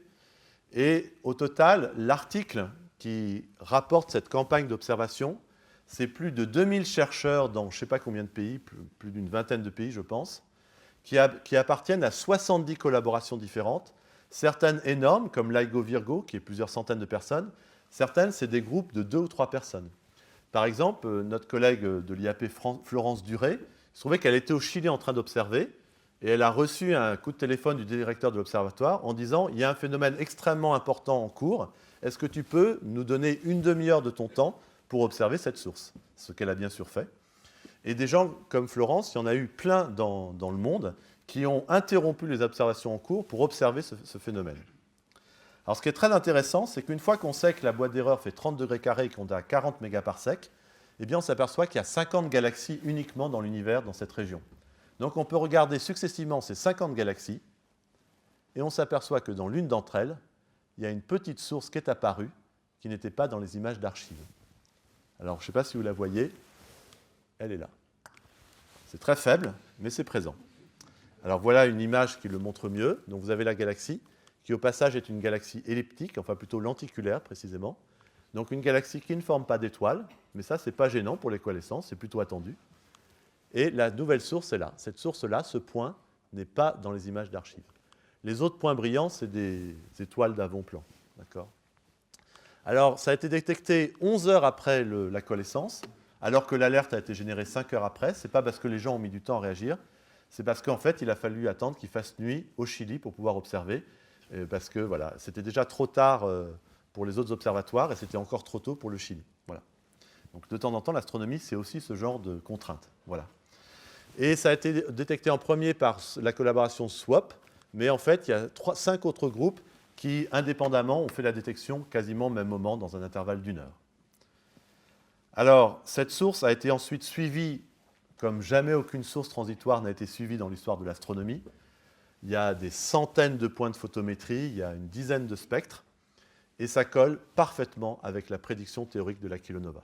Donc, pour la première fois, on a observé une kilonova, ce qui, d'une part, confirme une des émissions lumineuses attendues avec la fusion, et confirme qu'il y a bien une radioactivité associée à la nucléosynthèse d'éléments lourds, donc confirme que vraisemblablement des éléments comme l'or sont forgés dans ces événements. Alors voilà la succession des événements. Si on remet tout dans le bon ordre, ce qui se passe, c'est d'abord les ondes gravitationnelles, ensuite le sursaut gamma, ensuite on détecte la kilonova, et puis très tardivement, on a détecté aussi une rémanence en rayons X et en rayons gamma, mais là on est plus d'une semaine après, en rayons X et en ondes radio. Voilà. Donc, en résumé, vous avez ici une petite simulation qui est une simulation d'artiste, ce n'est pas une vraie simulation scientifique, qui symbolise toute la succession d'événements qu'on a vus. Donc, je vais la remettre parce que je ne parle pas assez vite par rapport à la succession des événements. Donc, les deux étoiles tournent autour de l'autre. C'est là qu'il y a l'émission d'ondes gravitationnelles. Elles fusionnent.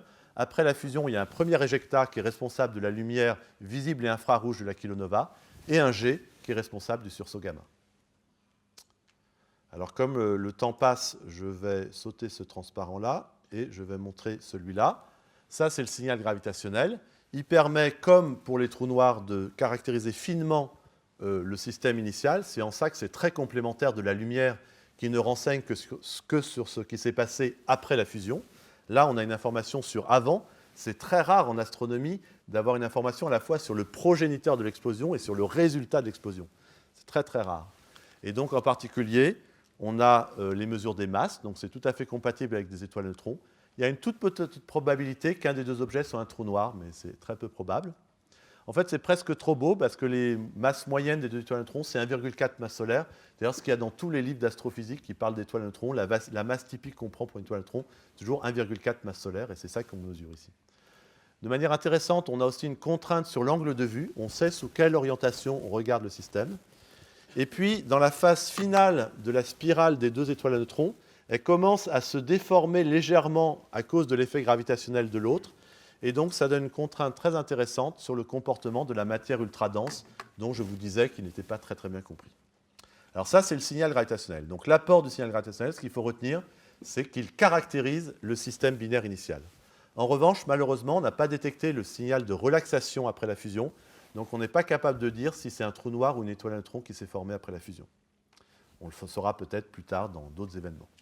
Ça, c'est la kilonova. Est-ce que j'arrive à lancer l'animation? Voilà. Ça, c'est le spectre de la kilonova au cours du temps. Donc vous avez la longueur d'onde ici, le bleu est là, le rouge est là. Donc vous voyez que c'est exactement ce qu'on attend, un refroidissement avec une intensité qui diminue et un rougissement. On passe du bleu au rouge et à l'infrarouge. À la fin, on n'est même pas rouge, on est infrarouge. On infrarougit, n'est-ce pas? Voilà. Et ça, c'est exactement ce qu'on attendait pour une kilonova. Si on va un peu plus en détail, dans les spectres, de manière très intéressante, on voit des traces d'absorption qui sont dues à des éléments lourds, justement les fameux éléments lourds qu'on attend, au césium et au tellure. Malheureusement, on n'a pas des traces d'or ou d'uranium, mais ça, c'est des éléments extrêmement rares. Et puis, on a une autre confirmation qui est que quand on modélise finement ce rougissement, on s'aperçoit qu'à la fin, la matière est très, très opaque. Et ça, la matière ordinaire n'est jamais aussi opaque que ça. Il faut des éléments très lourds pour avoir cette opacité. Et en particulier, il faut des éléments du groupe des lanthanides, qui est justement dans les terres rares, dans les éléments lourds. Alors, une application intéressante du fait qu'on a ondes gravitationnelles et kilonova, c'est qu'avec la kilonova, on a la galaxie. Et donc, on peut faire de la cosmologie. Les ondes gravitationnelles donnent la distance. La lumière de la galaxie donne le décalage vers le rouge de cette galaxie. Et donc, on a pu faire une mesure de la constante de Hubble, c'est-à-dire le taux d'expansion de l'univers, avec cette observation. Alors malheureusement, pour l'instant, ce n'est pas concurrentiel par rapport aux méthodes traditionnelles qui sont le rayonnement fossile et les supernovae de type 1A, mais on peut espérer que dans l'avenir, si on a des dizaines d'événements de ce type-là, ça deviendra compétitif. Et c'est intéressant parce que pour l'instant, il y a une petite tension entre les deux techniques traditionnelles qui ne donnent pas exactement la même valeur. Alors c'est quand même une petite différence. Moi, quand j'étais en DEA avec Guillaume, la valeur, c'était entre 50 et 100. Donc là, on est à des nuances autour de 70. Donc on a quand même progressé. Mais voilà. Alors je saute ça, parce que j'ai été trop long. Alors le dernier signal que je n'ai pas commenté, c'est le sursaut gamma. Donc si je résume, le signal gravitationnel nous caractérise la binaire initiale. La kilonova nous caractérise le premier éjecta non relativiste et la nucléosynthèse d'éléments lourds qui a lieu dedans. Et maintenant, le signal gamma. Alors je vais vous montrer... On va aller entendre, puisqu'il y a une analogie entre ondes gravitationnelles. Alors, si ça veut bien démarrer. Donc, vous allez entendre le signal gravitationnel transformé en ondes sonores, puisque les fréquences sont les mêmes. C'est moche. Et vous allez voir quand le sursaut gamma apparaît après. Mais là, bien sûr, c'est juste, on a mis une sonnette, parce que c'est difficile de convertir des fréquences gamma en fréquences audibles.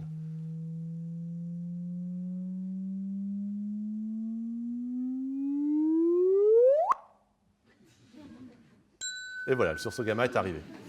Voilà, alors c'est quand même assez beau parce que ça, c'était une prédiction. Le premier à avoir prédit qu'il y avait un sursaut gamma associé à une coalescence de neutrons, c'est Paczynski en 1989. Donc c'est quand même un bel exemple du pouvoir prédictif de la physique. On savait qu'il devait y avoir un sursaut gamma. Alors après, quand on regarde dans les détails, ce n'est pas aussi beau que ça. Alors on va commencer par ce qui est beau.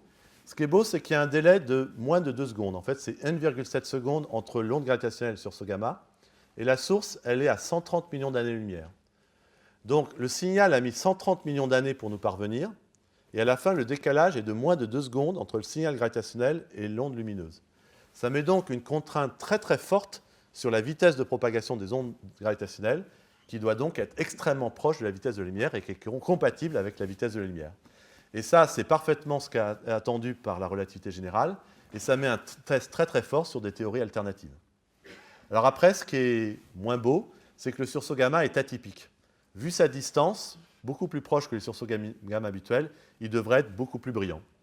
Donc les gens comme moi, actuellement, avec nos collègues, on s'interroge et on essaye de comprendre pourquoi le sursaut gamma n'est pas aussi brillant qu'il devrait.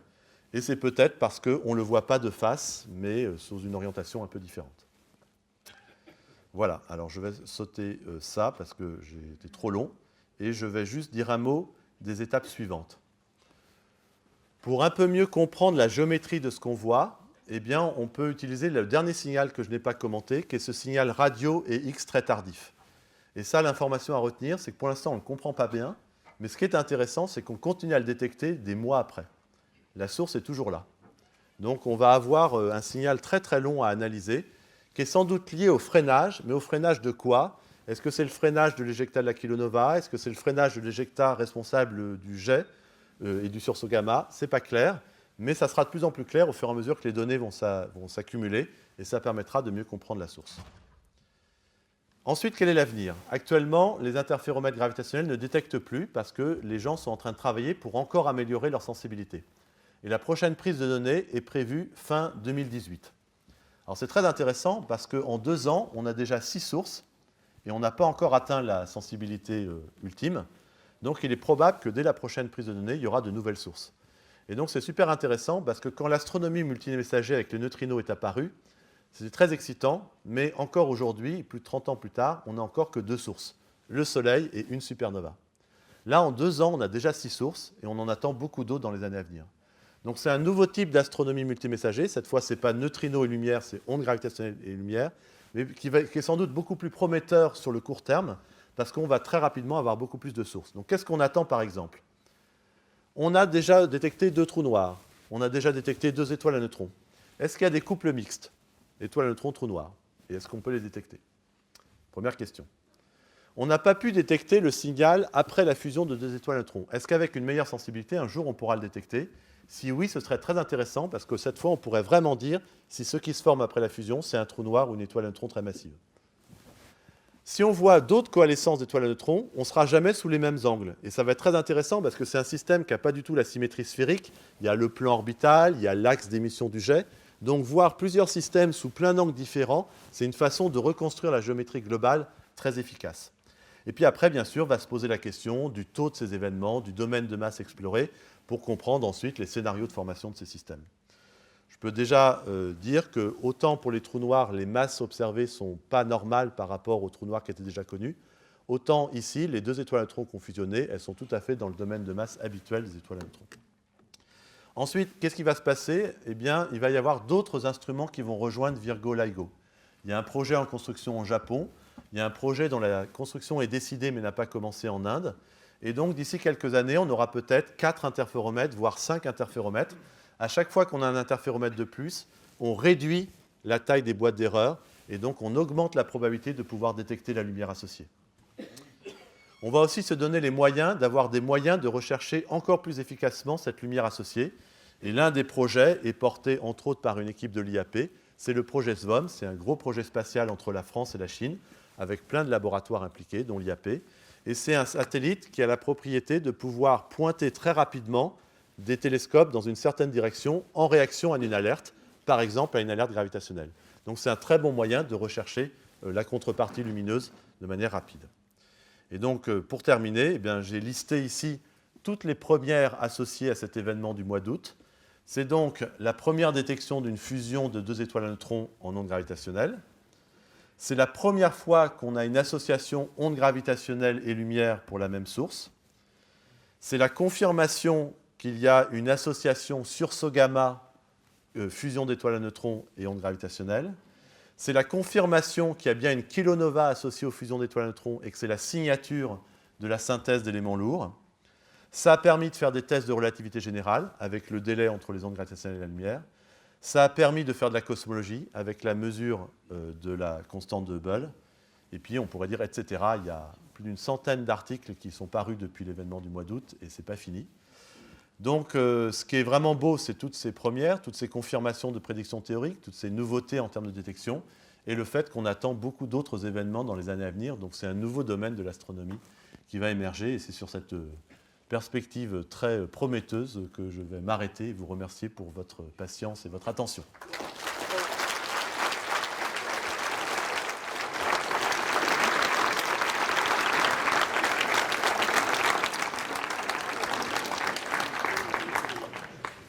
Merci beaucoup Frédéric. Alors, est-ce qu'il y a des questions, des commentaires, des remarques? Vous pouvez lever le doigt, je vous transmets le micro.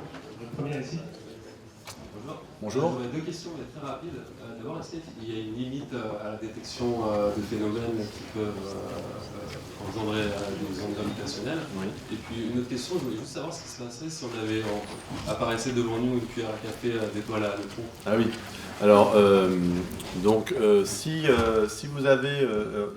en fait, la plupart des sources astrophysiques émettent des ondes gravitationnelles avec une intensité qui est beaucoup trop faible pour être détectable même dans un futur lointain. D'accord ? En revanche, on peut imaginer d'autres sources que les coalescences dans un futur, disons, intermédiaire. C'est en particulier justement les explosions d'étoiles, les supernovas. Si l'explosion est parfaitement symétrique, il n'y a pas d'onde gravitationnelle. Mais s'il y a une petite dissymétrie, par exemple parce que l'étoile qui explose a une rotation, eh bien, ça peut produire des ondes gravitationnelles. Donc on peut un jour espérer détecter ça. Alors c'est beaucoup plus difficile à détecter, donc il faut que l'objet soit très très proche. Donc par exemple, s'il y a une supernova dans notre galaxie, ce qui serait un phénomène tout à fait exceptionnel, très intéressant, qui est attendu par tous, parce que c'est de l'ordre d'une par siècle, mais la dernière observée, c'est celle de Kepler. Et vu l'actualité de ce domaine depuis 2 ans, on peut peut-être penser que c'est pour 2018, mais ça c'est juste une remarque en passant. Mais s'il y a une supernova dans la galaxie, on pourra détecter le signal non gravitationnel. Après, on peut aussi imaginer, dans ce signal, il y a un signal qui est lié à l'explosion lui-même, et puis il y a un signal qui est lié au fait que quand l'étoile à neutrons se forme dans l'effondrement, elle vibre un peu et elle émet des ondes gravitationnelles.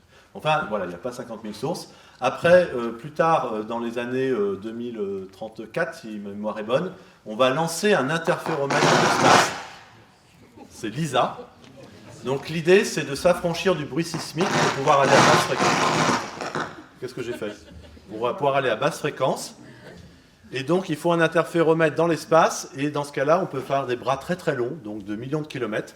Ne me demandez pas comment on construit ça, je ne suis pas spécialiste. Il faut régler comme ça des satellites en formation avec des distances connues extrêmement précisément. Et ça permettra de détecter un signal gravitationnel de très basse fréquence, donc ça permettra de détecter des fusions de trous noirs, mais cette fois des trous noirs supermassifs. Là, tous les trous noirs, c'est des trous noirs stellaires. Et donc, ça renseignera sur des mécanismes dans les galaxies. En particulier, quand 2 galaxies fusionnent, eh bien, leurs trous noirs supermassifs fusionnent.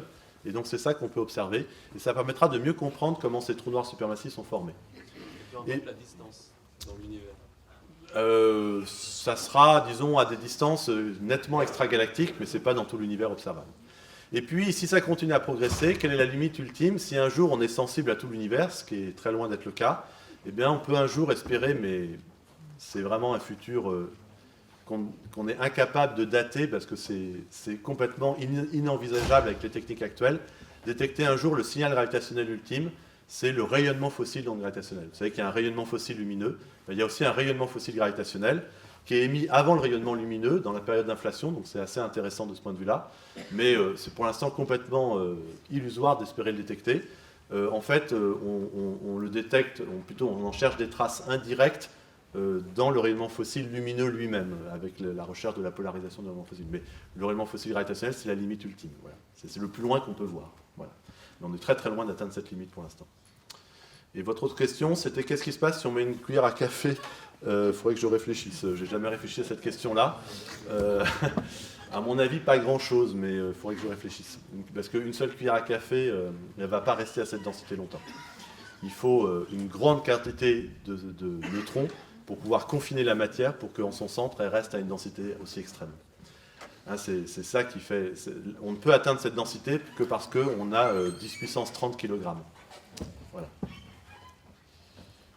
D'autres questions ou commentaires? Oui.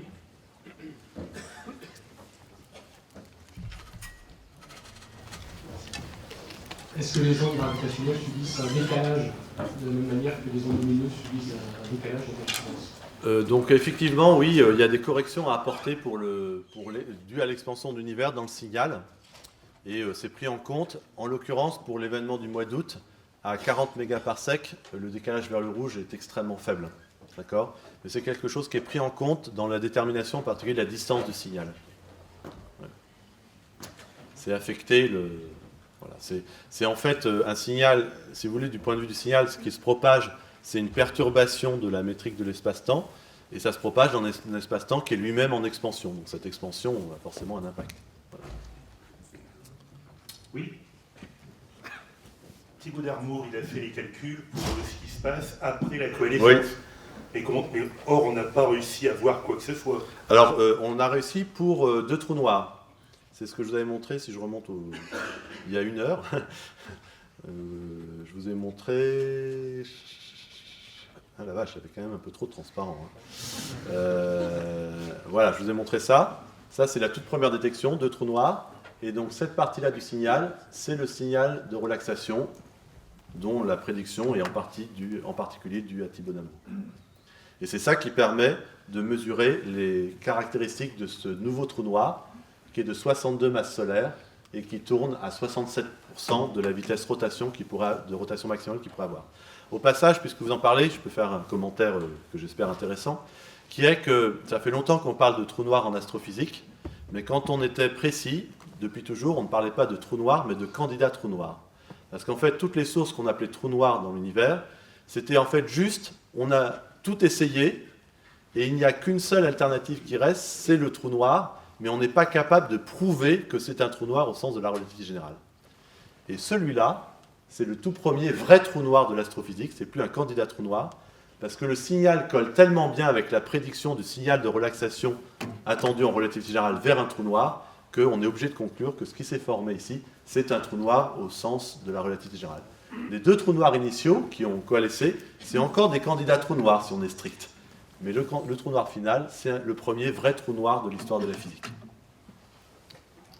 Mais alors, les maths de Blanchet, donc c'est les maths Voilà. d'avant. Voilà, Blanchet D'amour, il est là c'est et d'amour après. il est là. Ouais. C'est lesquels les plus compliqués? Je ne vais pas rentrer dans ce débat, je ne comprends ni l'un ni l'autre dans les détails. Les deux sont très compliqués. Typiquement, par exemple, je connais mieux le travail de Luc Blanchet, les calculs qu'il fait et les formules mathématiques qui décrivent le signal au niveau de développement perturbatif qu'il atteint, c'est impossible de l'imprimer sur une page. En fait, les équations sont tellement longues que ce qu'on fournit, c'est un classeur informatique, un classeur Mathematica, avec toute l'équation, mais on ne peut pas l'imprimer. Voilà, donc ça vous donne une idée des équations qui sont derrière. Voilà. Une ou deux questions pour finir? Mais le signal de relaxation, il est assez compliqué à calculer aussi. Bonsoir, merci pour votre présentation. Si on a de plus en plus de détecteurs Oui. sur la planète, et qu'on arrive à observer comme ça de plus en plus de phénomènes qui émettent des ondes gravitationnelles, est-ce qu'on n'a pas aussi possibilité d'en voir se superposer? Tout à fait. Alors, vous avez raison, ça, j'en ai pas parlé, mais au bout d'un moment, on attend ce qu'on appelle un fond stochastique, qui est la superposition de plein de sources qui sont lointaines, qu'on ne détecte pas individuellement, mais ce qu'on détecte, c'est la somme de toutes ces sources. Donc là, on est dans la situation où ce signal a déjà une prédiction théorique, il y a des gens qui le calculent. Alors, ça nécessite de faire des hypothèses sur les taux d'événements, etc. Donc, ce n'est pas une prédiction, c'est en fait plein de prédictions pour différents scénarios, et voilà. Mais on est très très loin de le détecter. Et si un jour on le détecte, eh bien, on pourra savoir quel était le bon scénario. Alors, une des pistes prometteuses pour le détecter, c'est à très très basse fréquence. Ça me permet de parler de la troisième méthode de détection des ondes gravitationnelles. J'ai parlé au sol, Virgo LIGO, dans l'espace, LISA. À encore plus basse fréquence, il faut construire un interféromètre gigantesque. Et ça, on ne peut plus le faire. Donc, on trouve une autre idée. Et on utilise des pulsars. On utilise un réseau de pulsars, qui sont donc maintenant avec des distances de plusieurs années-lumière, ou centaines ou milliers d'années-lumière. Et les pulsars sont des horloges tellement précises que s'il y a une onde gravitationnelle qui passe dans le réseau, on va voir les différents pulsars se décaler légèrement et on va être capable de mesurer ce décalage. Et donc c'est une technique qu'on appelle le Pulsar Timing Array, qui est déjà en fonctionnement, qui pour l'instant n'a pas détecté le fond stochastique, mais a déjà mis les meilleures limites sur son intensité. Et on cherche à augmenter le nombre de pulsars dans ce réseau pour améliorer sa sensibilité. Les gens sont très imaginatifs pour trouver des méthodes de détection quand la technique humaine atteint ses limites. Une autre question? Alors oui.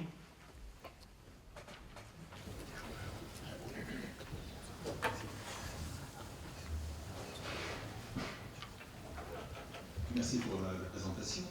On parle de dualité ondes-particules en permanence. Est-ce que ça a un sens ou est-ce que ça n'en a aucun? Est-ce que vous avez posé la question en ce qui concerne les ondes gravitationnelles? Alors, pour la lumière, déjà, ça a un sens.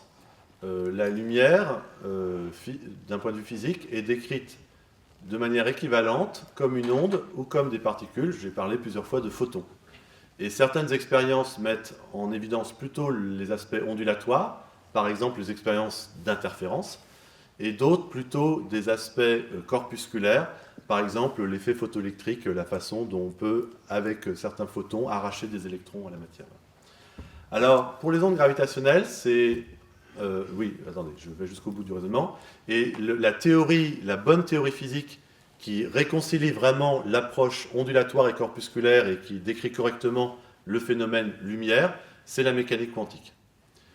Pour la relativité générale, on a un problème qui est qu'on n'a pas de théorie quantique de la gravité.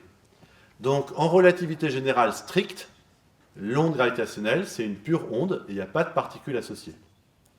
Cependant, les gens ont l'espoir un jour de voir aboutir une théorie quantique de la gravité.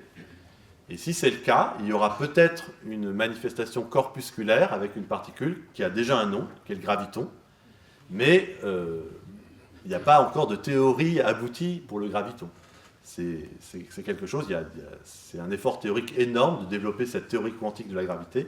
Elle n'existe pas encore. Ou plus exactement, il y a plusieurs pistes et on ne sait pas quelle est la bonne. Un lien avec ce que j'ai montré aujourd'hui, c'est que justement, certaines des pistes prédisent des ondes gravitationnelles qui ne vont pas exactement à la vitesse de la lumière. Par exemple, si le graviton est massif. Et donc, eh bien, le décalage de 2 secondes sur 130 millions d'années-lumière dans le cas de l'événement du mois d'août permet d'éliminer certaines de ces théories. Donc voilà où on en est. Bien, je vous propose d'arrêter là, parce qu'il y a une toute dernière question rapide. Non, donc on s'arrête avec une toute dernière là-haut. The last one. Est-ce que la détection de ces émissions gravitationnelles va permettre de comprendre ce qui se passe dans le trou noir? À l'intérieur d'un trou noir, c'est ça que... Alors, la réponse dans un premier temps serait non, parce que tout ce qu'on détecte est parfaitement compatible avec la relativité générale, donc ne nous permet pas d'aller vers une théorie plus aboutie, même si ça permet de tester, hein, c'est ce que j'ai dit, mais ça ne... Voilà. Or, il faut une théorie plus aboutie pour répondre à votre question. En particulier, on attend une théorie quantique de la gravité pour pouvoir répondre à cette question et pouvoir dire si, par exemple, il y a une certaine structure interne. Voilà. Donc, pour l'instant, on n'a pas d'alternative à la relativité générale pour décrire l'objet. Et en relativité générale, on ne sait pas répondre à cette question. Il n'y a pas de structure interne au trou noir. Voilà, je vous propose d'arrêter là. Merci d'être venu. Merci.